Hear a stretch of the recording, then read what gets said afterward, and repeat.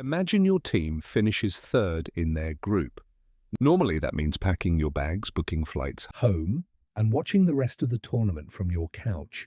But what if finishing third was no longer the end of the road? What if one rule change could keep your nation's World Cup dream alive?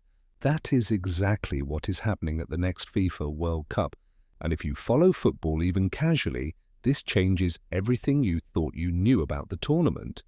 For decades, the World Cup operated with 32 teams. Fans knew the format, analysts understood the math, and every nation accepted the brutal simplicity of group stage elimination.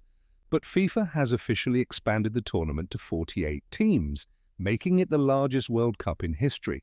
This is not just a cosmetic change. It fundamentally rewires how teams qualify from the group stage, how coaches build their strategies, and how a single goal in a meaningless-looking match can suddenly become the most important moment of an entire nation's football generation.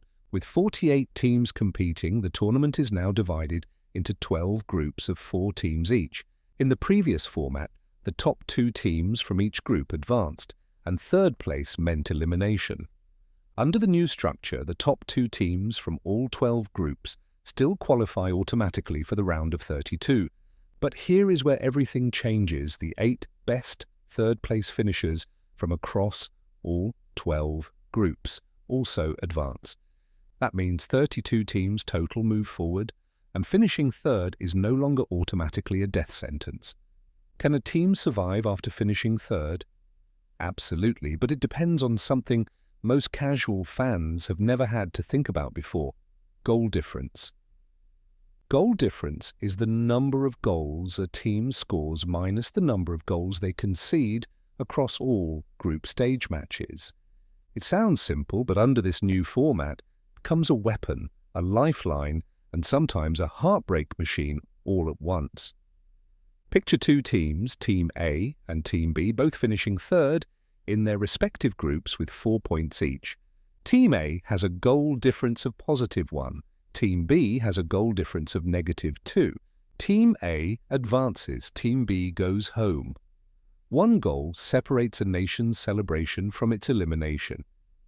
This is why late attacking play, aggressive substitutions, and never settling for a draw, even when a draw feels safe, all become critical tactical decisions that coaches must now build into their entire tournament preparation. This rule does not just affect the scoreboard. It changes the entire philosophy of how teams approach the group stage. Smaller football nations, countries that historically celebrated just qualifying for the World Cup, now have a genuine mathematical pathway to the knockout rounds, even without winning their group. Coaches from underdog nations will no longer park the defense and protect a draw. They will push forward, chase goals, and play with an urgency that creates exactly the kind of football drama that keeps billions of viewers watching. For the United States, a nation still building its football identity heading into hosting the 2026 World Cup, this rule could be the difference between an early exit and a historic run that captures the entire country's attention. Not everyone is celebrating this expansion. Traditional football supporters argue that a 48-team tournament dilutes the quality of competition, rewards mediocrity, and weakens the prestige of advancing from the group stage.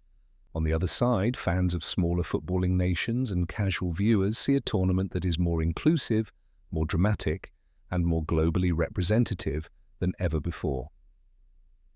Is this fair? That depends entirely on what you believe football's greatest tournament should be. A ruthless elite competition, or the world's game played by as much of the world as possible.